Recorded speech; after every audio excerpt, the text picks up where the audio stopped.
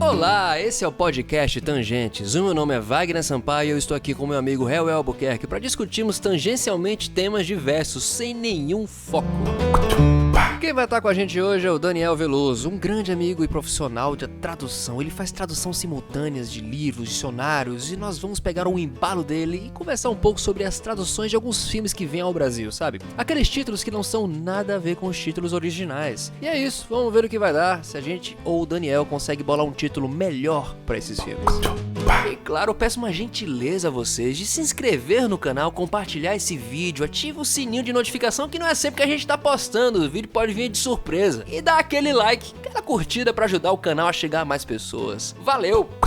Daniel, a gente quer conversar com você amistosamente. Uma coisa que você tem, que é a sua expertise, né? Eu tava falando aqui pro Hel que você é o cara que traduz, né? Faz tradução simultânea, né?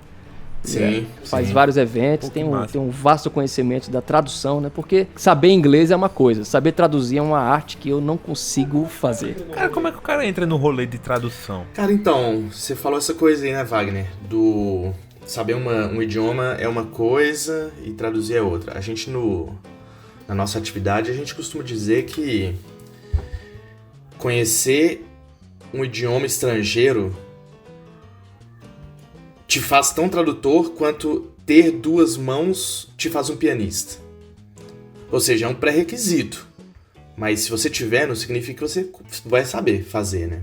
Conhecer um idioma estrangeiro muitíssimo bem é um pré-requisito, mas não te torna automaticamente um tradutor. Fala aí, Daniel, mas eu imagino que seja muito aquele tipo de coisa assim, de não tentativa e erro, mas practice makes perfect, tá ligado? Tipo, você faz, vai ficando bom. Bom, e eu acho que a primeira coisa que eu queria falar é o seguinte, quando a gente fala de tradução, muita gente, a gente começou o papo aí, vocês dizendo que eu faço tradução e tradução simultânea, né?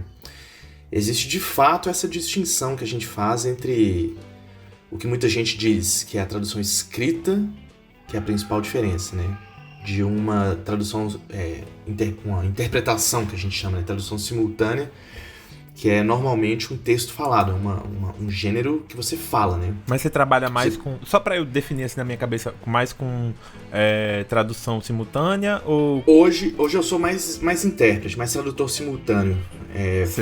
Faço pouquíssimas traduções escritas hoje em dia, por uma questão de demanda mesmo. No meu caso, eu trabalho também com algumas editoras. E aí é mais na parte de... É um tipo de tradução e edição e revisão muito específica que eu faço, que é a parte que no jargão a gente chama de lexicografia, que é a parte de criação de dicionários, né? Criação, desenvolvimento, edição de dicionários. Isso eu faço bastante também. Mas voltando ao ponto da tradução e a interpretação, né? Que é o dicionário mesmo, de tipo inglês a português, ou dicionário que a editora faz para certos tipos de tradução? Normalmente eu trabalho com dicionários bilíngues mesmo, português e inglês. Ah, tá, entendi. Eu comecei, a primeira vez que eu trabalhei no dicionário foi em 2012, e de lá pra cá tenho feito, a maior parte do tempo, edições, revisões, né, em dicionários já prontos, assim. Saquei. Então a parte da tradução e da interpretação, cara, muita gente diz que a tradução, que a principal diferença seria essa, né? A tradução ela é escrita e a interpretação ela é falada. É uma tradução simultânea, aquela que a gente vê no Oscar ou alguma coisa do tipo. Eu tava até explorando aí o conteúdo de alguns amigos no Instagram e uma colega lá do Rio, a professora Denise Vasconcelos, até falou uma coisa que eu achei muito interessante. Na verdade, a diferença crucial entre uma e outra é a seguinte: a tradução, me parece, e parece a ela também, que fez o post lá, ela te dá a oportunidade de refinar o seu texto. Então, eu vou te dar um livro, Vagão, e aí você vai ter lá um ano, alguns meses para me oferecer a tradução daquele livro. Você vai poder se dedicar a um determinado número de horas durante o dia, vai poder fazer pesquisa no dicionário, pesquisar os termos culturais, a melhor referência, você vai ter um tempo para burilar o seu texto, né? Na interpretação isso não acontece. Normalmente você interpreta o que está sendo dito ali na hora, sem muita margem para correção ou para fazer melhorias, né? Então essa me parece a diferença crucial assim, entre uma coisa e outra. Cara, muito difícil. Cara, assim, sob pena de parecer cabotino, né? Eu tenho que falar que é difícil pra caramba mesmo, assim. Exato. Não, mas eu só abrir um parênteses aqui. Quando a gente tava preparando pra esse episódio, a gente tava pensando em... Só pra deixar mais dinâmico, mais engraçado, a gente tava pensando em pegar, tipo, uma palestra do Suassuna e tentar fazer tudo se traduzir simultaneamente. Os caras jogando no fogo. Não, ia ser jogar no fogo mesmo. Mas aí, tipo, a gente conversando, a gente fez... Velho, é o seguinte, ele tá falando... Eu achava que ele ia falar mais termos do Nordeste e tal, que precisariam muito mais pensar numa adaptação do que numa tradução direta.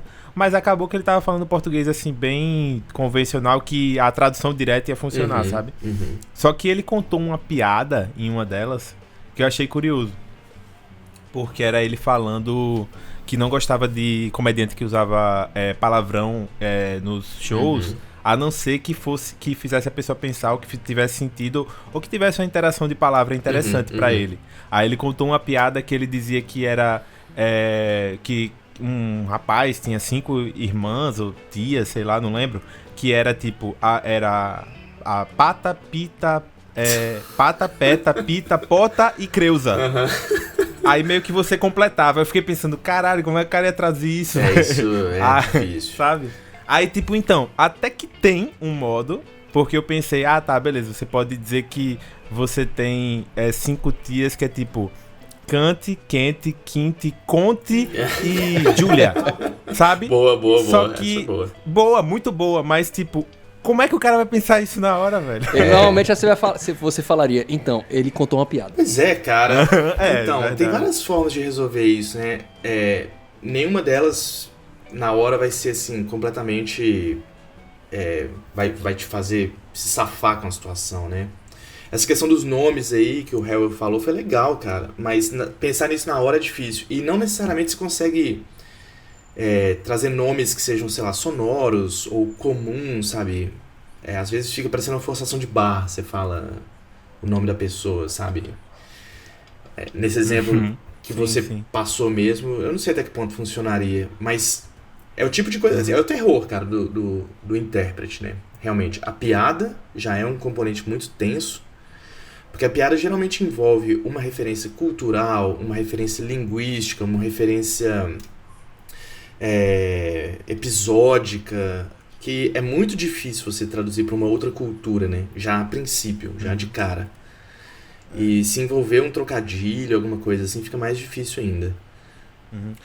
Em literatura eu sempre prefiro quando a pessoa traduz literalmente e coloca uma nota, do que quando...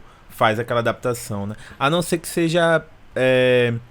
Eu tava vendo Seinfeld, é bom, eu gosto de ver série Netflix assim, e às vezes eu fico prestando atenção na tradução, né? A legenda de Seinfeld na Netflix é horrível, é uma porcaria.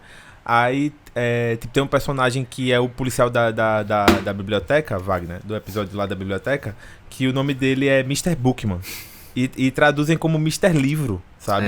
Aí, tipo, nem pra botar livreiro, sabe? Tipo, vai era perto, uma assim. coisa que eu via muito do Guilherme Briggs, né? Que ele fazia... Ele era o diretor de dublagem da Disney. E pra adaptação do filme no Brasil era muito complicado. Ele tinha que fazer a piada que funcionava lá nos Estados Unidos com a língua inglesa. Ele quebrava a cabeça. Às vezes uma cena que era tipo 2 segundos de filme.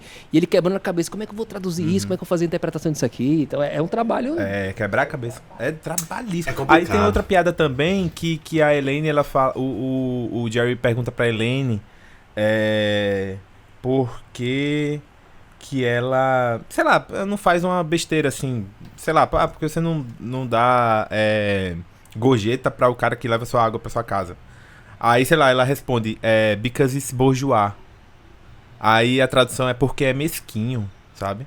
Aí, tipo, eu acho que traduzir literalmente porque é burguês não ia prejudicar o entendimento, ainda mais hoje em dia, né, que a gente fala assim de mais, compreende mais fácil. Então tem umas... adaptações que fazem que eu não Às gosto. vezes é tão a toque de caixa, né, que as pessoas não querem. Pô, tem que fazer 50 episódios hoje. Eu não vou parar pra pensar o que eu vou traduzir isso aqui, né? Assim, apesar de achar que Mesquinho realmente é uma tradução assim, não acho péssima. Mas, às vezes, essa preocupação de adaptar distancia muito a gente do texto. E Seinfeld, a questão do texto é muito importante. Sim, então não dá pra você. Tem muito jogo de palavra, tem muita assonância, tem muita aliteração, coisa de palavra. Exato, é como um norte-americano assistir Auto da Compadecida, né? Ele não vai conseguir entender tudo. Exatamente. Então, sobretudo o Seinfeld, né, que eles até brincam que é uma série sobre o nada, né? Tipo, você não tem um assunto, assim, não é uma série que gira em torno ali de um cotidiano absolutamente, né, banal ali dos amigos e tal. Então eles têm muito, assim, essa coisa de fazer referência. Se você notar a construção típica de um episódio do Seinfeld, ele sempre vai trazer ali uma referência no início do episódio. Depois acontece uma outra coisa. Aí lá na frente eles fazem referência àquele primeiro episódio. E aquele primeiro episódio vai se desenrolando em coisas um pouco mais complexas. E isso vai gerando algumas outras coisas interessantes no episódio. Então, assim... E normalmente tudo isso envolto numa cápsula aparentemente banal. Mas é muito rico de significado. Né? As camadas, elas vão se empilhando. E às vezes a graça, assim, nem é tão na palavra ou no sentido, mas assim, no contexto que eles criaram ali, naquela criação de camadas, né? Que elas vão se juntando. E teve outra questão de tradução que eu achei interessante, é quando tem um capítulo que o George tá falando que ele tá se sentindo ofuscado pela namorada dele. Então ele fala que não tem upper hand, né? Aí ele começa a dizer, I have no hand, I don't have hand. Aí fica falando assim, repetindo hand demais. Aí o Jerry tá, tipo, com um jornal na mão sem prestar atenção. Ele fala, tipo, hand me the toilet, tá ligado? Tipo... Aí, na tradução tinha hand, mão na legenda. E o Seinfeld fala, me passe o papel, a toalha. Perdeu, né? Perdeu aquela assim, coisa, me dá uma sabe? mãozinha e passa, por favor. Isso, né? Aí eu acho que às vezes no Netflix falta esse zelo com a tradução. Assim, cara, eu já vou pedir desculpa de antemão, mas assim, talvez seja uma postura até meio corporativista, mas eu sou absolutamente solidário.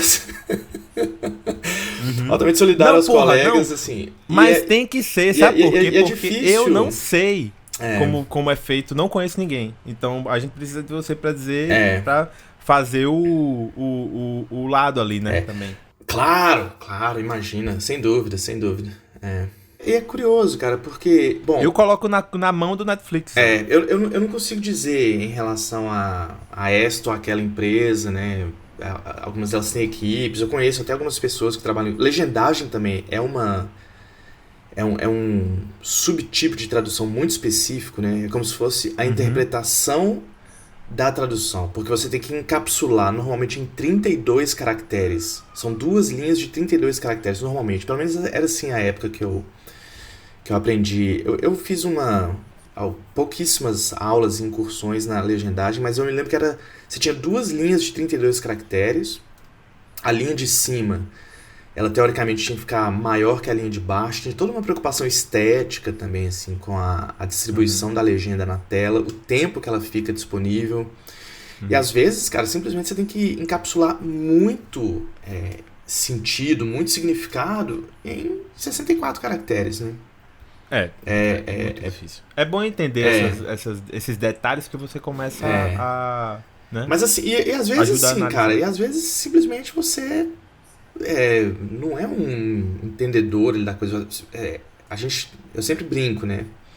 O pessoal, quando sabe que eu sou tradutor ou intérprete, sempre vem me perguntar, como é que fala tal coisa? Como é que, não sei o quê. E assim, a minha resposta é sempre muito frustrante, porque eu sempre falo, cara, depende. Depende muito do contexto, né? Você não pode dizer que uma palavra significa tal coisa sem saber qual é o contexto. Porque eu posso te dar uma tradução que em determinado contexto vai ser um horror, né? Então... E às vezes simplesmente a gente não tem muito acesso ao contexto das coisas, né? Assim, Às vezes, eu fico imaginando que às vezes algumas pessoas recebem um episódio pra legendar e não tem muito tempo de assistir ou saber do que se trata com muita antecedência, né? Então, isso certamente dificulta, né? E assim, às vezes, cara, sei lá, tem uma questão de perfil também. Eu, por exemplo, eu não me aventuro a trabalhar com audiovisual, assim, com convenções de filmes de entretenimento para jovens adultos, sei lá, essas coisas de super-herói, sabe? Aquela Comic Con. Eu tenho o privilégio de ser amigo e colega de uma pessoa que tem muita experiência. Mas por que isso? Porque você eu não acho que eu tenho perfil, cara. Odeia nerdola? Não. Eu inclusive lia pra caramba, cara. As histórias em quadrinhos quando eu era mais novo, né? Muitos amigos meus são nerdolas, né? Não. Tenho até amigos nerdolas. Eu sou... É complicado, cara, porque eu me considero nerd de coração, mas eu tenho uma capa meio esquisita, então... Eu acabo ficando no meio do caminho, cara. Os nerds me acham... tosco, os toscos me acham nerd e eu... Não, tô ligado. Sei lá. Os nerds me acham tosco demais, os toscos me acham nerd demais. É foda, cara, é foda. Eu fico no meio do caminho e acabo... Enfim. Mas eu acho que eu não tenho perfil, cara. Eu simplesmente não tenho perfil. Eu tô longe desse universo há muito tempo. Eu teria que estudar muito. Eu entendi. Eu tava fazendo umas piadas aqui, mas eu entendi. É porque tem muita coisa ali que... Você tem que estar por dentro, né? Pra fazer um bom trabalho. Sem dúvida. Aí eu acabo fazendo outros tipos de trabalho. Assim, por exemplo, já em relação à música, eu pegaria qualquer trabalho, porque assim, é um assunto que eu gosto muito, que permeia a minha vida há muito tempo, eu tenho conhecimento. Então, eu assim, se o cara sacar uma referência lá qualquer, eu vou saber me virar na hora, sabe? Eu vou saber o que é... O que é melhor eu substituir por uma referência local, ou o que é melhor eu levar com uma espécie de nota de rodapé, enfim. Aí então tem todas essas questões também. Tem tudo isso. Qual a sua task de hoje? Qual o seu dever aqui que a gente quer fazer um teste aqui com você? Muitos filmes... Não, teste. Relaxa, não tem nada de... Não, vamos aí. Eu tô... É uma dinâmica de grupo. Muitos filmes, quando vêm aqui no Brasil... tem um filme que eu até comentei com o Hellwell, que é um filme com o George Clooney, que chama-se Up in the Air. E aqui no Brasil, a tradução é Amor Sem Escalas. Eu quase não assisti esse filme por causa do título. Tem muitas falhas aqui, tem aquela clássica, né, que tem títulos que são, na verdade, spoilers, né? Que em Portugal, Vertigo é a mulher que morreu duas vezes. E qual é o outro filme? O Planetas dos Macacos, em Portugal, é O Homem do Futuro. Isso é uma ofensa. Então a gente selecionou aqui alguns filmes, o nome original. Mas tem esse meme aí de que os títulos de filme em português Portugal, eles entregam, né? Mas pior que é real, É um meme meio... Sem brincadeira, eu vi que... Na verdade, eu queria ir contra o meme de dizer assim, vamos rir aqui sobre traduções de filmes, né? Que é uma coisa que a gente faz muito. Eu queria ir mais no sentido de vamos propor títulos melhores. Boa, hein? Curti. Exato. Então a gente quer o seu serviço aqui. Listamos alguns filmes. Ótimo. E a gente queria saber qual seria a tradução genuína que você faria. Mas tem que pensar em uma coisa específica. Publicidade. A gente entende que alguns filmes, quando vêm, tem que ter um certo tipo de apelo social. Que funciona lá fora, mas não funciona aqui.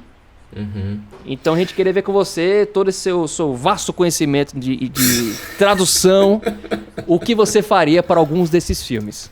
Vamos. Wagner, antes da gente começar, cara, deixa eu só aproveitar para fazer um adendo. É muito interessante vocês falarem isso e eu vou aceitar o desafio com todo o prazer do mundo. A gente vai dar boas risadas aqui e certamente eu vou ficar um pouco constrangido porque eu vou produzir pérolas horrendas. Eu já tô até prevendo. Espero que nenhum colega meu... Tô torcendo. Espero que ninguém tenha muito acesso a isso. Eu espero que esse episódio seja o menos visto da história de vocês, enfim. Mas é engraçado você falar isso porque normalmente a tradução do título de um filme ou de uma obra dificilmente é tarefa de um tradutor. É só pra vocês saberem isso, tá? É a parte da obra em que você normalmente tem zero controle ou no máximo o poder de fazer sugestões. Quem normalmente traduz as distribuidoras? De que normalmente é a função? Eu não sei dizer, talvez da produção executiva, eu não sei te dizer exatamente qual que é a etapa, né, o profissional responsável por isso, mas certamente não é necessariamente tradutor. A gente pode fazer sugestões que não necessariamente são acatadas. E justamente por causa disso que você falou aí, Vagão, é uma decisão muitas vezes que extrapola a questão linguística, vai numa questão de mercado, de público, de cultura, de... né, o público-alvo dessa obra, tem muita coisa em jogo, né? Mas vamos lá que vai ser legal esse Inclusive negócio. esse filme Up in the... Eu me fixo mais na sonoridade, assim, e no visual do título. O nome desse filme Up in the Air é muito feio, velho. É muito feio. Até em inglês é ruim. Acho que, mas eu acho assim, a gente precisa primeiro entender o título em inglês, né? O que é que ele significa em inglês? Up in the Air. Pra mim, é justamente essa falta de vínculos que ele tem no mundo fora do... Quando ele tá no avião, a mulher não quis ele só faz demitir gente, então todo mundo odeia ele, sabe? E ele tá... A única coisa que ele quer é chegar aos 10 mil voos. Então, a vida dele é lá em cima, cara. Sinto muito, Amor Sem Escalas. Agora, eu acho que eu entendo a decisão da pessoa que fez. Eu acho que era uma pessoa que chegou pro cara assim e falou, esse filme aí no Brasil, você sabe o que significa George Clooney no Brasil, né? O quê? Significa sexo. Então tem que ter romance nesse filme. Eu entendo, mas eu botou Amor discordo Sem dessa Escalas. pessoa, cara. Porque tem pessoas como eu que quer ver o George Clooney ator, velho. E eu não sou o único. Não, também discordo. Tá vendo, cara, como é difícil você É pensar? bom ver ele vendo? dando umas pentadas, é bom sim, complicado. mas Isso. pô, não é só isso. Cara, esse debate mostra o quanto que é importante você escolher o título certo. Porque... Desculpa a sinceridade, Vagão, mas o cara que tá pensando no título desse filme, ele não tá pensando em você, cara, que é um cara super culto, que tá afim de ver o George Clooney na atuação dele e a perspectiva técnica. Ele quer vender o filme, cara, pra molecada, pra mulherada que vai ver o George Clooney e fala, pô, eu quero ver esse filme com esse cara gato. Então se o título for, sei lá, Desaventuras nas Nuvens, sabe? Qualquer coisa que vai tirar a galera do cinema, mas fazer você querer ver o cara, sei lá como é que é, sabe? Não vai funcionar. Então tem que ser um título curto, tem que ser um título fácil, tem que ser um título que evoque certos sentimentos na plateia, mesmo que eles não venham a se concretizar, mesmo que gere, sei lá, uma frustração, mas assim, título de filme é pedreira, cara. É pedreira. É fazer a galera pagar o ingresso, Exato, né? Chegar até o final. Exato. É vender uma coisa ali que, sei lá, cara, você tem que vender. A premissa do filme é muito ruim também. De repente, pois é. Eu consigo entender a fixação que os estadunidenses têm com desconectados, com desconexão. Tem muita série, muito filme com gente assim que não tem amigo, que não gosta de ninguém, que só faz brigar, que gosta de ser odiado. Os caras que ficam no meio do caminho, que não são nem nerd, nem tosco aí. Caralho. Então, Daniel, você aprovaria essa tradução? Amor Sem Escalas, velho, pra mim não tem condições, não. Amor Sem Sem Escalas. condições. Repito, eu quase não vi o faz filme. sentido. Depois que eu vi, eu falei, caramba, esse filme é bom. Cara, deixa eu ficar no meio do caminho. Amor Sem Escalas é aquele amor que vai a você sem parar em nenhum canto. Deixa eu ficar no meio do caminho. Esse filme não tem esse tipo de amor. Ok. Tem a sugestão aqui do título em Portugal, que é Nas Nuvens. Adoro. Também. Eu iria com alguma coisa mais assim, cara. Porque assim, a questão da nuvem vai evocar a viagem de avião, que é importante pro cara, e vai evocar um certo tema meio etéreo, que tem a ver com romance, sei lá, cara. Então eu iria mais nessa onda aí, mas... Cara, eu iria totalmente old school e colocaria o nome em português. George Clooney nas nuvens. Foda-se. Amor Sem Escalas. Eu iria com alguma coisa tipo Cabeça nas Nuvens. Nas nuvens melhor. Alguma coisa que evocasse as nuvens. Porque aí você traz a ideia da viagem de avião e traz algum grau de romance. Você coloca ali o quadrinho ali. Eu tô vendo aqui, eu roubei, né? Eu fui procurar o filme aqui.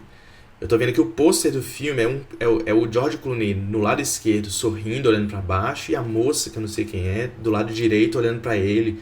Clima de romance. Muito bom. Mete ali Nas Nuvens no título, vendeu essa zorra. Deixa eu te dizer que o cartaz original dos Estados Unidos é bem diferente desse. passa muito mais a ideia que eu quis falar. Assim, depois do Wagner ter dito, né? Porque eu acho que aqui no Brasil eles foram no sentido de vender o fato de George Clooney ser um pegador. E o cartaz estadunidense é um vitral assim de aeroporto tô vendo ele gigantesco aqui. e 3 pessoas em penumbra, Tô assim. vendo. Passa muito mais solidão, sabe? Tipo, né? Desolado. Pois é, cara, tá vendo? Além da escolha do título, também tem a escolha do cartaz que vai funcionar mais pra cada país, né? Exatamente. Eu tô vendo esse pôster aí que você falou, Hellwell, e é o George Clooney no meio. Eu adoro o cartaz brasileiro, adoro. Mas esse aí é bem diferente. É outro filme. É outro filme. É outro filme. Pois é, cara, tá vendo? É complicado. Esse filme não ia vender nada aqui no Brasil, esse com cartaz aí, né, galera? Podia ver. Esse filme não vendeu em lugar nenhum, eu acho, né? Não, pior que vendeu, que eu olhei o Gross ali, ganhou dinheiro esse filme. Foi bem famosinho. Ganhou dinheiro. Deixa eu ver quanto é que ele tá no IMDb. Eu tô procurando aqui a 7.4, esse filme é bem... Quanto? 7.4. Ah, tá. Não, 7.4 é filme É padrão de um filme bom. A bilheteria que deu filme aqui parece que foi Cara, 170 milhões de dólares. Eu vou dizer uma coisa. O IMDb... deu muito dinheiro. O IMDb, ele acerta mais nota de filme pra mim do que o Rotten, velho. O Rotten Tomatoes tem Historicamente. muita máfia. Tem muito Historicamente. crítico que é pago. Não, isso hoje em dia, isso foi meio que colocado a público, né? Mas assim, desde sempre eu percebo que O IMDb às é vezes mais tinha uns crível. filmes... tipo, eles pegam um filme do Cronenberg, vamos dizer assim. Aí lá no Rotten Tomatoes a galera, porra, perfeito, 9,5, foda pra caralho, o cara é um visionário, não sei o quê. IMDb, 5.7. Eu vou assistir o filme, eu falo 5.7. Ele é visionário, mas é 5.7. Shawshank Redemption. Putz, grilo. Eu acho que eu faria um título assim bem chamativo, que vendesse bastante, uma coisa tipo assim, sei lá, tipo, um sonho de liberdade e tal. Porra, que puta ideia, cara. Eu vou dizer que Um Sonho de Liberdade é um bom nome, cara. Então, cara, É um bom nome, mas... E outra coisa, Shawshank Redemption, falando daquele que eu tinha falado, não vendeu nos Estados Unidos, porque eles não sabiam nem falar Shawshank. Pois é, cara. É porque Porém, Um Sonho de Liberdade aponta apenas para um personagem, onde Shawshank Redemption fala a história de vários outros. o título é do Stephen King, tipo, no livro de contos tá esse título? Eu né? acho que tá. Então tá explicado, cara. Aquele bicho não escreve nada, porra. O Hellwell, abrindo o adendo aqui, ele não é fã do Stephen King. Eu sou inimigo. Eu conheço pouco, assim, mas enfim. Eu acho que evoca uma história que você quer ver, né, cara? Eu acho que evoca exatamente aquilo que que eu tava falando, né? Assim, quando você cria um título, você tá querendo criar um anúncio ali, um argumento de venda, né? Você tá querendo atrair uma galera. É como se você quisesse fazer um argumento de venda em 3 palavras, né? É a coisa que vai fazer você querer assistir o filme ou não, assim. Se eu te jogo aquilo ali nos peitos, assim, né? Pá! Então, em relação à tradução desse título, nada a declarar, Cara, 10 de 10. Eu gosto, cara. Eu gosto também. Eu gosto. Eu acho legal. Magão, eu não sei se você tem um aí na sua lista, cara. Já me antecipando aqui, eu não sei se eu deveria me antecipar. Mas você trouxe o Mulholland Drive? Eu anotei aqui pra trazer. Tá falando pra traduzir o título? E aí, cara, como é que você traduz esse... Então, eu tirei porque eu tinha também na minha lista Sunset Boulevard. Aí eu fiquei pensando que, pô, se você bota o nome do filme de qual o nome dele em português? Paulista, ou então Fernandes Lima, não tem muito o que você fazer. Cidade dos Sonhos, Vagão. Cidade dos Sonhos. E aí, me fala aí do Mulholland Drive. O que vocês acham aí desse...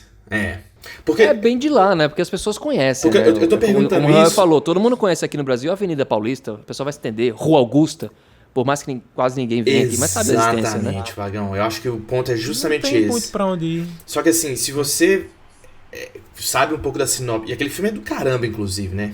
Bom pra caralho. É um dos melhores filmes que eu já vi na vida. Pois é.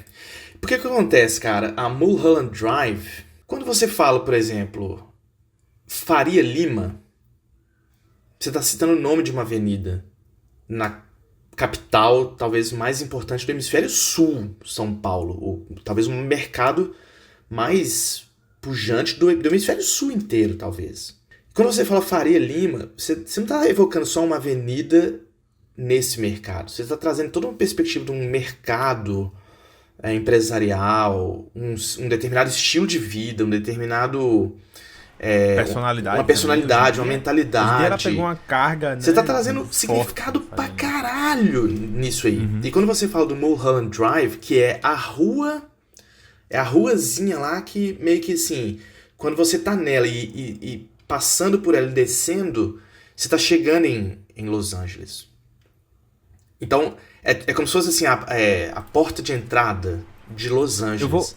Eu vou fazer uma relação assim, pra ajudar no entendimento assim, da tradução, e vou pegar outro filme do David Lynch também, que eles são muito parecidos em português.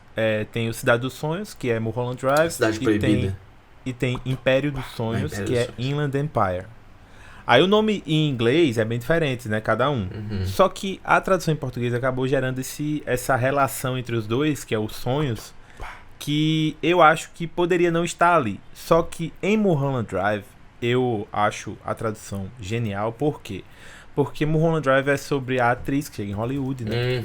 Então ela tem todos os sonhos dele. E o próprio apelido de Los Angeles já é Cidade dos Anjos. Então tem meio que um jogo ali, uma coisa que tem tudo a ver pra mim, sabe? Dos sonhos. E os filmes do David Lynch sempre trazem essa temática dos sonhos. Então eu acho que tem mais problema na tradução de Inland Empire, que traduziram pra Império dos Sonhos, do que em Mulholland Drive, que traduziram pra Cidade dos Sonhos.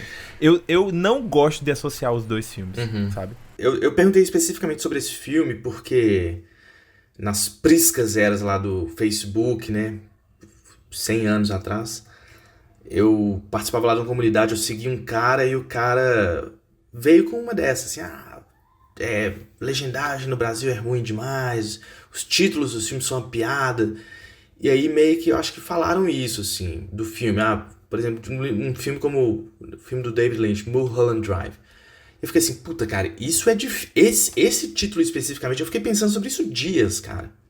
E é difícil pra caramba você passar pro público brasileiro toda essa camada de significados que vem junto com o Mulholland Drive. Primeiro, é um drive, não é um street, não é avenue, não é...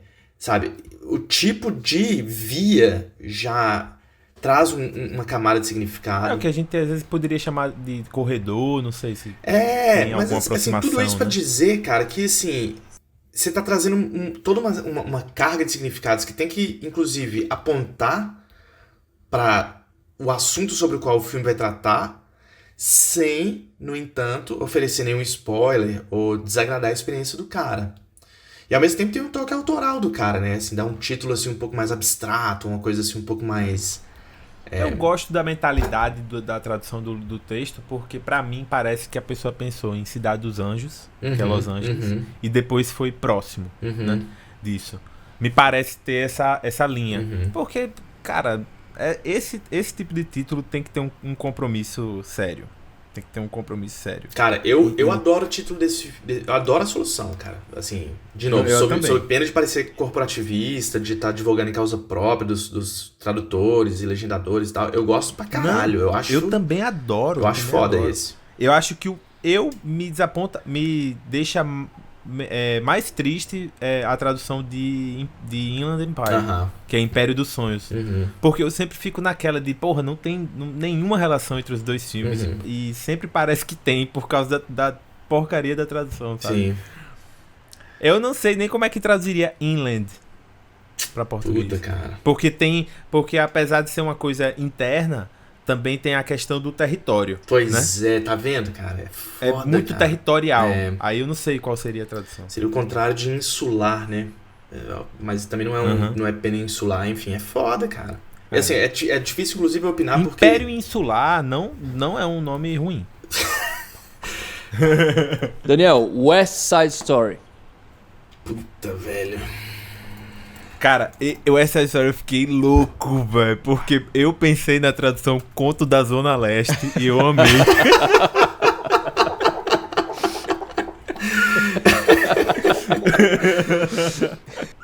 Porra aí, ó, velho, tá vendo? E aí, será que vendia aqui no Brasil com esse título? Ai, meu Deus, velho. Que puta merda. Conto da Zona Leste, porra. Não sei se ia vender. Pois é. Provavelmente não. Mas assim, Amor Sublime Amor também. Esse eu já não gosto tanto. Amor Sublime. De 61, inclusive, né? The Prestige, Daniel. Conhece esse? Não, acho que não, deixa eu ver. É O Grande Truque. Grande Truque. É o melhor filme do Christopher Nolan. Ah, cara, é o filme do... O cara que é o mágico lá? Você falou o quê, Wagner? É o melhor Quero filme o quê? do Christopher Nolan. Eu acho também. Eu tinha que assistir então, porque eu gosto do Nolan, hein, cara. Você nunca viu esse filme? Eu nunca vi, cara. Olha que É o melhor coisa. filme dele. É mesmo? É o melhor filme dele. É o mais bem precisamente escrito. Porque normalmente os filmes dele têm muito furo. E exposições feias, que é quando o personagem está explicando a trama para o público entender de uma forma não natural. E esse filme é longe disso. O mágico que é falado no filme, ele tem um momento de prestígio dele. Que é o caso. Você, quando faz uma magia de você desaparecer no palco, é muito legal. Mas o momento de prestígio é você desaparecer e voltar para as pessoas aplaudirem vendo você. Sim. E isso chama-se prestígio no quesito do ramo do mágico. E o filme traduz como o grande truque. O que não é uma mentira, mas fica distante da mensagem do filme. Então, mas aí tem uma coisa aí, eu vou dar um chute aqui, viu, moçada? Que eu acho que talvez seja relevante pra história. A palavra que ele escolheu de prestígio, talvez aí também esteja trazendo um significado antigo. Ali, quase voltando ali atrás nos sufixos, prefixos antigos, de enganação. Se você pensar em enganador, você pode pensar na figura do mágico também como prestidigitador. Isso. Que é o cara que move os dedos, os dígitos, de forma rápida, prestigiosa, né? Presto, de rápido, para gerar uma impressão enquanto ele faz outra. Muito interessante. Caralho, talvez tenha a ver, etimologicamente tenha a ver com falando, isso. é interessante. Etimologicamente falando, exatamente. Talvez tenha a ver com isso, né? Assim. E aí a tradução faz, assim, chega muito mais perto, né? E aí ele quer mostrar isso. Ele quer mostrar a enganação, entre aspas, né? Do mágico, Então a gente tá que é um falando espetáculo, assim, né? A gente tá acostumado com a palavra prestígio em um sentido, só que a origem dela tem um sentido contrário do que a gente tá pensando. Ela vem de chamar a atividade do mágico de prestidigitação. E daí a gente derivou a palavra prestígio, como significando aclamação. Eu não sei, assim, me parece que deve ter alguma semelhança etimológica entre as palavras prestígio e alguma coisa a ver com isso. Eu não sei, sabe por que mas... eu digo que não? Por causa do presto, que é um significado antigo de coisa veloz. Então, por isso que eu sou levado a pensar que foi o prestidigitador que veio de algo veloz e o prestígio veio dessa, né? Daquela grande atuação, né, ali do mágico. Cara, é importante a gente pensar que os nomes são muito importantes na indústria do audiovisual, assim, tanto do título do filme quanto as escolhas dos nomes dos personagens, cara. Esse foi um deep take demais. Eu tive essa elucubração aqui que é absolutamente uma teoria completamente infundada, coisa na minha cabeça. Sabe por que eu não sei? Eu digo que talvez não seja, que eu achei interessante, é porque ele foi escrito, né, baseado num livro, Christopher Priest, mas nem é irrelevante isso. O que é relevante é que a história se passa ali no final do século XIX. Então é meio que no começo do que seria um novelty, assim, sabe? Tinha feiras de ciência, né? Aí a galera que fazia coisa com eletricidade, tipo aquela bola que você toca e e gera aquele fecho de energia, né? Tipo, tinha muita coisa assim de curiosidades e o filme se insere nesse contexto. Aqui, ó, cara. Sabe? De novo, roubando aqui, eu procurei rapidamente aqui a etimologia de prestígio e é isso mesmo. Parece que tá vindo aqui do francês ilusão, não, glamour. Esse radical presto pra denotar velocidade, ele remonta... A gente que ouve música, pô, ele tá aí desde o século XVII, XVIII. Parece que vem aqui realmente do latim, a palavra, né, um verbo que era justamente isso, né, dizer, fazer truques, né, assim, que massa, fazer ilusão e tudo mais. E assim, se você fala de um mágico, sei lá, a primeira coisa que me bateu, eu não conheço o filme, né, como eu acabei de falar pra vocês, eu vi que vocês falaram, eu procurei o cartaz e vi, eu falei, o filme do mágico, do Bale e tal. A primeira coisa que bateu pra mim foi isso. Então, eu acho que nesse caso, o uso de Prestige tem tudo a ver com ilusão, com ilusão. Truque. Eu vou até recapitular, não tem a ver com velocidade, tem a ver com ilusão mesmo. A arte do mágico, né? Que é assim, fazer algo rápido, chamar sua atenção e mostrar algo aqui, fazer algo rápido, com a sua atenção desviada, pra te surpreender de outro lado, né? Que tem tudo a ver com aquele filmeco lá que lançaram um dia desses com a Margot Robbins e o Will Smith, eu acho, que os caras são... Eu sei qual é, eu não vi o filme, mas sei qual é. Que eles são punguistas. São golpistas, o títulozinho dele também em inglês é super curtinho, assim, virou outra coisa em português, mas tem a ver com isso, né? Focus é o nome do filme, acabei de procurar aqui, e em português ficou golpe duplo. Porque o truque do mágico é isso, ele traz o seu foco para um determinado lugar, para que fora daquele foco ele possa operar a mágica dele, né? E aí te dá essa ilusão de caramba, como é que o cara fez isso? Velho, eu gostei muito da tradução do filme. Gostei muito da interpretação. Nesse filme eu acho que eu iria por uma coisa mais literal, prestígio mesmo. Sem o D, sem nada, só prestígio. Eu nunca entendi por que não traduziram o prestígio, é um nome tão bonito. Eu de novo, sob pena de ser corporativista, eu gosto da ideia do grande truque porque te chama atenção pro lado do mágico, da ilusão, do truque, da prestidigitação, né? E isso. Mais do que prestígio, né? Pode ser qualquer coisa, né? Prestígio, você pode estar falando de qualquer pessoa. Né? Full Metal Jack. Putz, grila. Esse eu ia literal também. Bala de metal maciço. Nossa, Nascido para matar, né? Como é que é a origem disso aí? Era o nome do pelotão do cara? Como é que era isso aí? De onde vem esse... Jacket o encapsulamento, né? A cápsula. Isso, é a cápsula da bala, isso. Que foda, hein? Nascido para Matar é um bom nome, mas eu acho que não é tão simbólico quanto o nome original. E pior que os filmes todos do Kubrick, eles são muito assim, né, cara? São muito simbólicos, né? O que você acharia, hein, Vagão? O que você colocaria? Você colocaria... Chumbo grosso. Chumbo grosso. Velho. Cara, de novo, eu gosto do Nascido pra Matar. Porque quando você fala da Full Metal Jacket, né? Você tá falando da cápsula de metal, totalmente de metal. Você tá falando de uma coisa irredutível. Tipo, qual que é o propósito da bala? É matar. Mas aquela bala encapsulada em metal, ela é a mais agressiva das balas. Ela é a bala das balas. É um objeto feito para um determinado fim, mas o objeto mais refinado, o mais bem acabado para aquele fim. Eu colocaria o nome desse filme como A Bala da Bala. Não, tô brincando. Cara, Nascido pra Matar eu gosto, cara. No Country for Old Men. Onde os fracos não têm vez. É muito bom a tradução. Eu gosto, cara. Eu gosto. Onde os fracos não têm vez.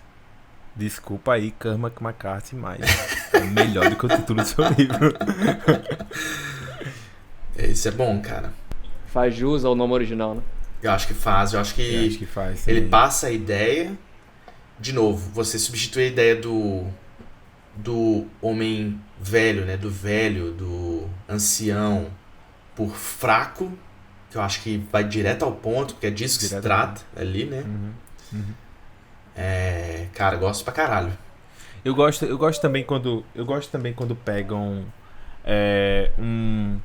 um título em inglês que é uma expressão idiomática e traduzem por outra expressão idiomática que literalmente não tem a ver, mas que passa a mesma ideia. Isso é legal. É o caso.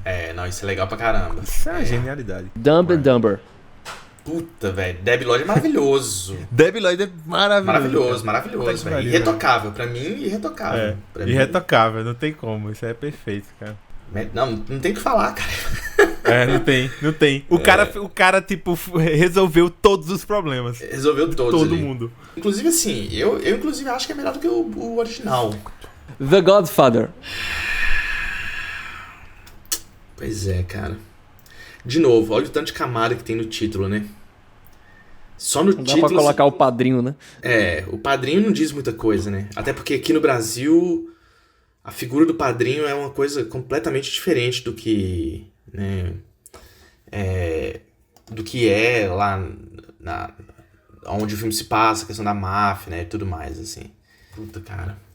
Mas o Poderoso Chefão não é legal também não, né, cara? Eu não gosto, ele é bem... Não, eu também não gosto. Tem nome de filme ruim, mas ele tem uma história tão grande que se tornou-se forte. Eu acho. A gente se acostumou, mas eu não gosto. É porque aí eu acho que o cara tentou fazer alguma coisa com o capo, né? É o capo, que é o... Eu queria me perguntar se o filme fosse lançado hoje, como é que você acha que iriam traduzir? Que hoje estão traduzindo mais literalmente. Estão tentando ir mais no literal, né? Eu acho que tá tão na moda você não traduzir o filme, né? Exato, tem que isso. acho que ele ficaria The Godfather. Como assim? Tipo, Batman Begins. É Batman Begins. Não é Batman o início, ou o início do Batman. Mas assim, no geral ainda é pouco que isso acontece, né? Não é muito, realmente. Mas eu acho que alguns nomes. Então alguns vamos partir filmes... do pressuposto que fosse traduzir. Seria o quê? Acho pouco provável que não traduzisse, cara. Assim, um filme do nada. Tipo, o irlandês, eles botaram o irlandês, pô. Não foi Irishman. Puta, cara. Aí eu começo a pensar assim: o que é o mais próximo de máfia que a gente tem aqui no Brasil? Seria milícia, né? A coisa da corrupção, a coisa de um cara que a princípio era pra proteger a população, não sei o que, e tá oprimindo e tá, né? Eu acho que a tradução mais correta de Godfather é a grande família.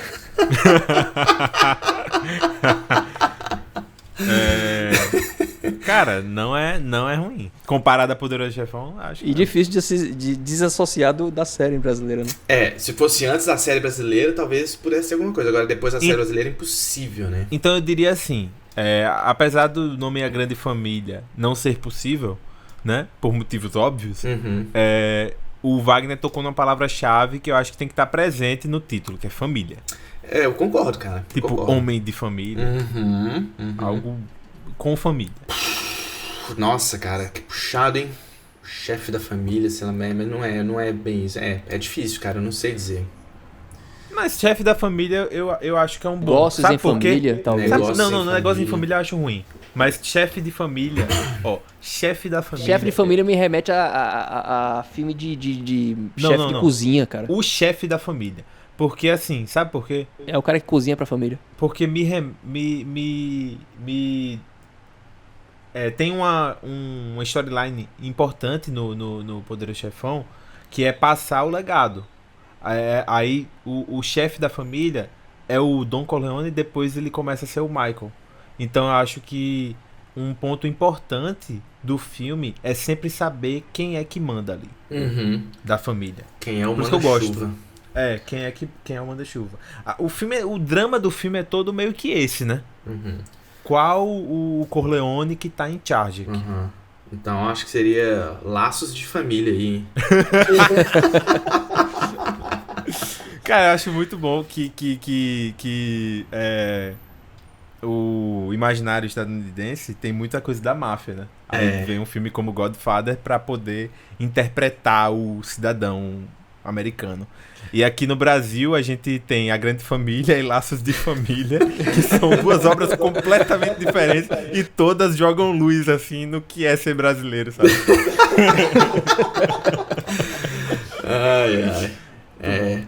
Mas aí você coloca uma coisa um pouco mais dramática e evocativa do que realmente aí vira pastelão, tipo, tramas de família. Fala muito sobre o Brasil também, né? A maneira como a gente interage com os símbolos, né, que a gente tem, que é a coisa da novela, a coisa do humor, né, da família relacionada ao humor e tal. Eu gosto muito. Mas definitivamente o Padrinho, não. Não, mas tá inconclusivo no caso. Inconclusivo, cara. Inconclusivo. Eu ainda voto em Laços de Família, cara. Pede licença aí pro... Como é que é o nome do autor? Laços de Família. O Manuel Carlos lá, pede licença. Não, esse é inconclusivo. Não, inconclusivo. Esse é muito difícil. Esse é difícil. Esse eu acho difícil. E agora, um que eu nunca entendi, que poderia ser literal, mas nunca foi. Scream, que é pânico. Eu acho interessante eu até coloquei aqui, não sei se o Wagner viu, que Scream, a tradução é pânico, e Grudge é o grito. Em Portugal ficou Gritos, Eu né? Entendo. Gritos. Apesar de gostar do nome Pânico, não vejo nada de errado. Eu acho que Pânico eu gosto de Pânico também, cara, porque... Você prefere pânico a Scream? Prefiro. Eu prefiro. Eu posso jogar uma aqui daqui a pouco, mas vamos terminar de falar sobre esses. Eu gosto do Pânico, cara, porque... Você gosta do filme Pânico? Não. A gente tá falando só do nome? O primeiro filme Pânico é uma obra-prima. O primeiro, apenas o primeiro. Só pra deixar claro aqui pra quem tá assistindo, a gente não tá falando de nenhum filme até agora. A gente tá falando só do título do filme. Só do título, não tem preferências aqui não. Sobre o filme. Isso. E Scream eu acho também um filme maravilhoso. A impressão que eu tenho é que se você coloca grito no singular, ele não te dá uma ideia muito boa. Porque um grito pra gente não é necessariamente um grito de pânico, de pavor, de terror. Pode ser um grito pra chamar alguém. Pode ser um grito... apesar disso, traduziram Grudge pra o grito, né? Pois é. Mas aí, talvez tenha uma relação assim. Se você coloca o grito, aí você já começa a definir. Você já faz uma relação, inclusive, com o quadro do pintor. Sim. O Munch, né? Verdade. O quadro do pintor, eu ia falar Van Gogh. Então, assim... O quadro do Van Gogh e o grito. Eu acho que... Eu sempre penso que quando ele arrancou a orelha, ele gritou.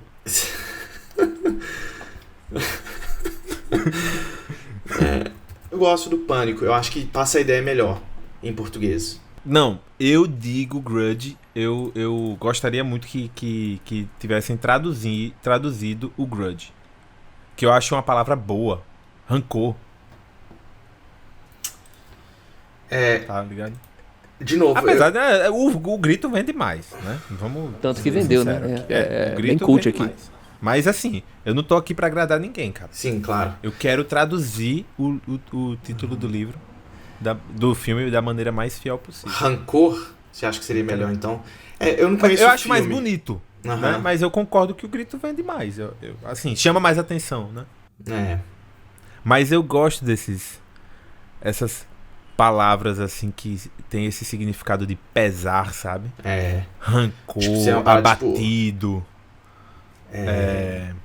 Mas tem umas palavras que são... Sabe um título que seria bom pra Scream, pro filme? Angústia. Cara, essa palavra, Boa. angústia, cara. Tem um livro do Graciliano Ramos que o nome é Angústia. Ramos, cara, total. É um nome muito bonito, velho. Só que aí, Hellwell, eu acho que entra aquela parada de novo, né? Tipo, angústia já traz consigo uma bagagem pro telespectador brasileiro, né? Pro cara que vai no cinema. Você fala que o nome do filme é Angústia, já não é pânico, é angústia, uma coisa mais existencial. Isso. Mais depressiva. E assim, passa, até o mood do filme não é assim, não é esse. Não é. O Pânico é outro tipo de filme. Exato. Eu acho que combinaria muito mais com o filme do Ari Aster. Esse tipo de mood. Exato. E eu acho que Pânico passa bem a ideia, cara. Eu gosto de Pânico. Pânico passa. Eu gosto. Eu gosto de Pânico. Meu imaginário de Pânico combina muito com um filme que é meio adolescente e de terror. Porque tem esse crossover, né? Os filmes de terror historicamente tem esse crossover. De ser meio teen, meio horror, né? Tem Carrie, Halloween. É igual o Big Trouble in Little China. Vai se fuder, velho. Filmaço do caralho. Os Aventureiros do Bairro Proibido, porra. Cara, e em português é legal. É bom pra caralho. Fala muito mais, cara. Eu acho que o pessoal do estúdio aqui do Brasil tinha que bater na porta do cara e falar assim, ó, muda o nome desse filme aí, cara. Eu sei que vocês lançaram a primeira vez assim, volta. Retira o filme do cinema, tira tudo, lança de novo com o filme Tipo, Os Você é fã Aventureiros do do Bairro... Carpenter também? Cara, eu conheço pouco dele, mas esse filme é um filmaço, cara. Filmaço. Bom, Às vezes com o Carpenter sei lá, eu acho que às vezes conhecer pouco é bom. Tem muita bomba, né? Tem muita. Quer ver outro filme que a gente falou, né, essa época aí, Os Aventureiros do Bairro Proibido aí, me lembrou de uma época aí, cara, de uma outra coisa. Tipo, aquele filme da moça lá, esqueci o nome da diretora, Catherine Bigelow? Point Break. Caçadores de Aventura, né? Caçadores de Emoção. Caçadores de Emoção. Eles perderam a oportunidade com o título. Que deveria ser o quê? O Pico? Não, acho Porque exatamente... não. Porque exatamente isso, né? Não, eu confundi, cara. Foi mal, eu confundi. Eu achava que era a queima-roupa, mas é Point Blank a expressão. Porque Point Blank pode ser no limite, né? Pois é, olha aí, né? Pode ser o pico o do ponto surfista. de ruptura, né? Ponto de ruptura. Pois é, ou pode ser o ponto de ruptura, né? O ponto limite ali e tal. Ou pode ser também o pico do surfista. O pico, Tipo, crista. Se chama crista, né, no surf. Não, o pico mesmo assim, tipo, qual que é o pico aí? Tipo, o melhor lugar pra surfar. Tipo, o lugar que tem as melhores ondas. Entendi. Seria um título de nicho, né? Porque eu Exato, não conheço, né? Exato. Mas aí o cara pensa, né? Se o título em inglês também é nichado. E aí o título em inglês, ele faz essa brincadeira, né? Tipo assim, de um ponto ali de ruptura, de um ponto extremo, com o pico dos surfistas, que os caras, no final da conta, eram uma gangue de surfista. Exato. Caçadores de Emoção. Que filme. Do caralho esse filme, velho. Caralho. Caralho, pra caralho. Nossa, muito bom. Cara, eu não achei assim, meu Deus, né? Eu gosto de olhar pra aqueles caras lindos, velho. Todo mundo é lindo no filme. Surfista, Vai lei, se fuder, cara. É bom olhar pra aqueles caras gatos, velho. É muito bom, velho. Eu diria isso. Sobre o filme, não sei. E o melhor ainda é ver o Anthony Kiedis e o Flea levando soco na cara dos caras lá, pô. Caralho, isso é do caralho, pô. É esse filme que tem o Gary Oldman também? Não, ele tem o irmão ou primo do Nick Nolte. Queima-roupa. Mas esse filme é muito bom, porque ele era atípico, pô. Muito antes dessa porcaria de Velozes e Furiosos, um policial que se mete numa gangue de bandidos e começa a fazer amizade e tal. Foi inovador. Não, eu gosto, cara. Aquela cena do... Qual é o nome do personagem do Keanu Reeves, cara? É um nome muito clichê, caralho. Qual é o nome dele? Que é a cena que ele não consegue... Que ele conseguiria pegar o Patrick Swayze, só que ele decide não matar porque ele tá muito apaixonadinho pelo cara. Aí ele começa a atirar várias vezes. Nenhum policial pode fazer aquilo. Ele não pode atirar 15 vezes pro alto. Isso não se faz. 15, né?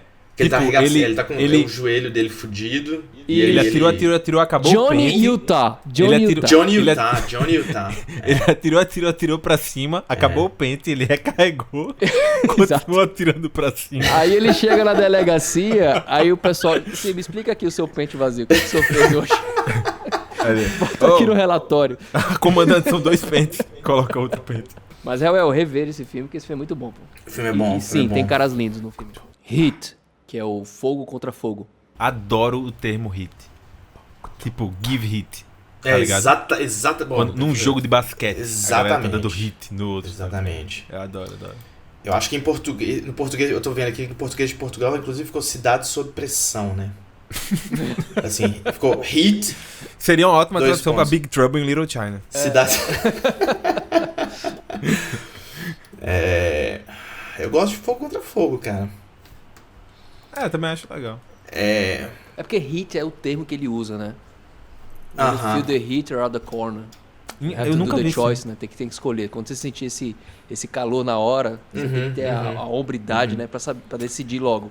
Eu nunca vi esse filme. É bom mesmo? Nunca viu Hit? Dizem que é muito bom esse Meu filme. Meu amigo, o Hit é o blueprint do Christopher Nolan. Todos os filmes do Christopher Nolan é hit. Então não é tão bom. Por isso, né? Assim, por isso eu não diria. Puta merda. O Christopher Nolan quem ele tá pensando que ele é também, ele copia, ele copia hit. Se você pegar Dark Knight, o segundo Batman, é hit.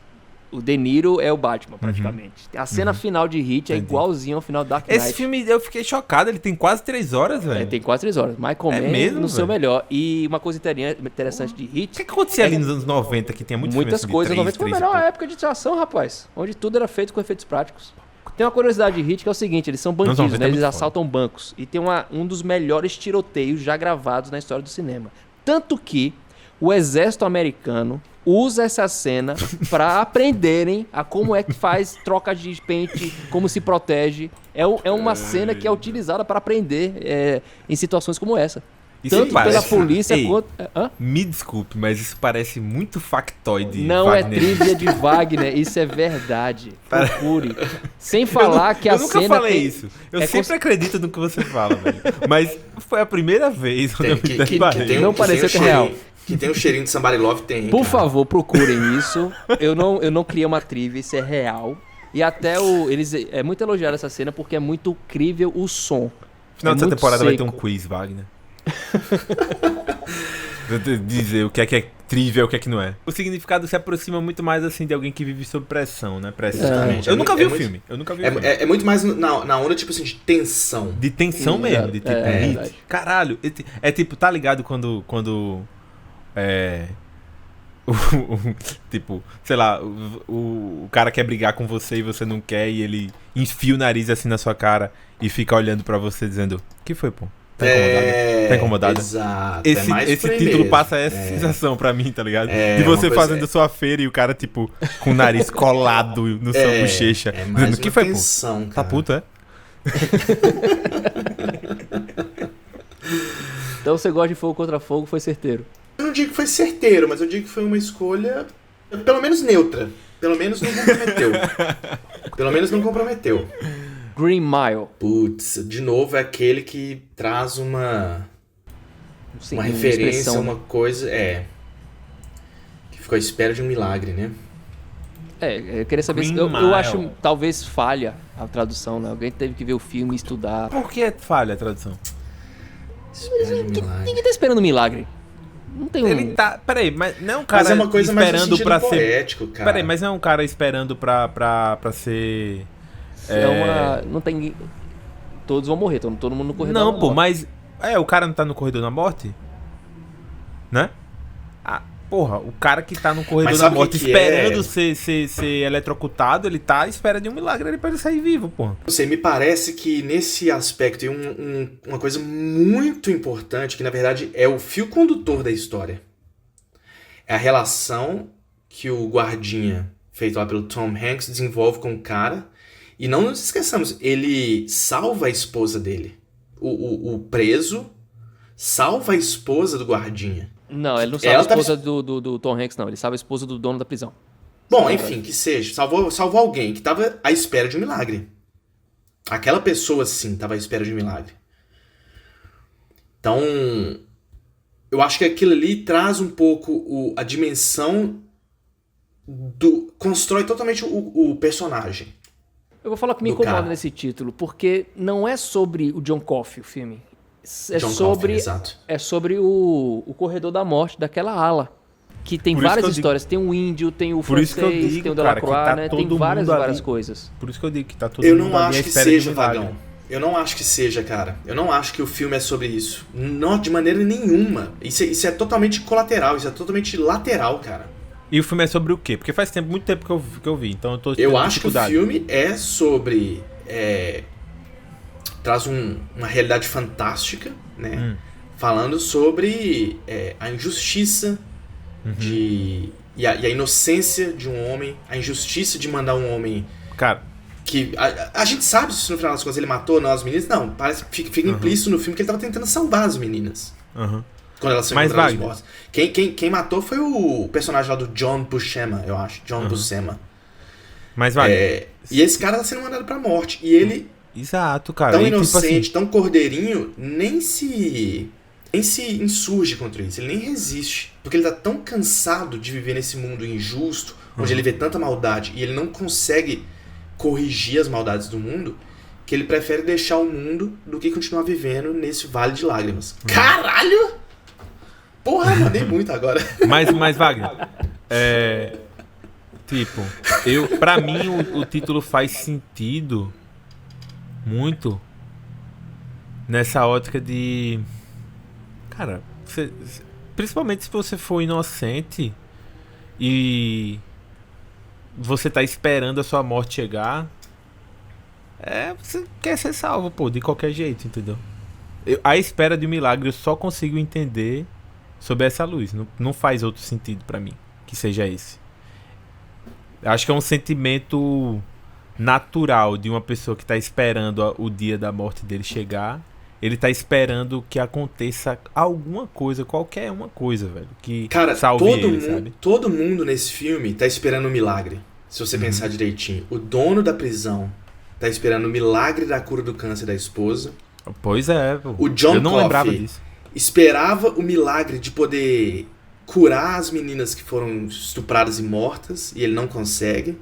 O Tom Hanks tá esperando o milagre da dissuasão da morte, da condenação do John Coffey. E o John Coffey tá esperando o milagre de viver num mundo puro e bom, onde atrocidades como aquelas não são cometidas. Pouca gente consegue o seu milagre. Só o dono da prisão lá que consegue o milagre dele, a esposa que é curada do câncer, né? O resto, todo mundo fracassa retumbantemente, esperando por esse milagre. Engraçado que esse podcast se tornou em defendendo títulos de filme em português. Vocês vão falar com um cara que é tradutor, pô, tem que defender a classe, né? A gente não pensou nisso. Acho que a gente aprendeu aqui o seguinte. A gente passou 5 minutos pensando nisso. O cara que traduziu passou provavelmente mais tempo. Então é mais fácil a gente estar errado. Sim e não. Mas provavelmente, acho que você tem razão. Eu acho que, na verdade, o que a gente vê é que a lição que fica pra mim, desde quando eu pensei nisso lá atrás, quando eu vi o assunto lá, o debate no Facebook, é que um título de um filme, ele traz encapsulado em si um conjunto de significados e de temas e de sugestões que é muito difícil você trazer para outra cultura sem uma explicação, sem uma nota de rodapé, né?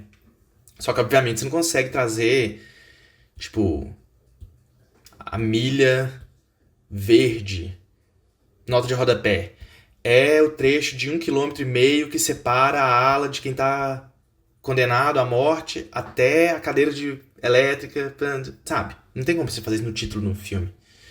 E eu acho que o ponto nem seria esse, inclusive. Eu acho que o filme, é como eu falei agora há pouco, eu acho que ele trata muito menos de pena de morte e da Green Mile em si. Ele trata muito mais de outras coisas, né? Acontece que o título do filme, até em inglês mesmo, ele pega, tipo, esse detalhe aí que você falou e usa como título, mas ele não tá muito preocupado desse título representar a história toda, sabe? É como a gente pegar e escrever um filme sobre um caso de amor, assim, uma paixão forte que tinha entre um homem e uma mulher, e eles fizeram uma família, eles se amaram, mas quando eles se conheceram ela tava usando um casaco de pele, e o nome do filme é Casaco de Pele, sabe? Tipo uma pequena coisa, assim. Mas assim, aí você vai ver depois, cara, que esse casaco de pele, ele serve como metáfora pra muitas outras coisas, normalmente, né? É igual o nome do cara lá, né? O Dr. Thomas Mann lá, que é o cara, justamente o mais falho, que é considerado o mais nobre, o mais corajoso, né, dos astronautas lá do Interestelar, e na verdade é o mais falho. É a própria alegoria humana, cara. O auge da criação divina, né? O homem, a criatura que é feita a imagem e semelhança do Senhor, é capaz de um ato tão extremo de egoísmo, tipo, desperdiçar a última chance da humanidade, porque o cara não quer morrer sozinho e o cara tá com medo de morrer. Tipo, o nome ali, o homem, humano, né? Ele encapsula todos esses sentidos, cara. Então, assim, acaba sendo uma coisa muito rica de sentidos, né? Isso. É uma coisa que normalmente as pessoas, assim, na verdade nem se debruçam muito sobre isso, né? Não. Mas que Eu acho que quem cria, quem escreve o livro, quem escreve o roteiro, quem escreve o poema, pensa nisso tudo, cara. Eu acho que isso acaba, assim, consciente ou inconscientemente.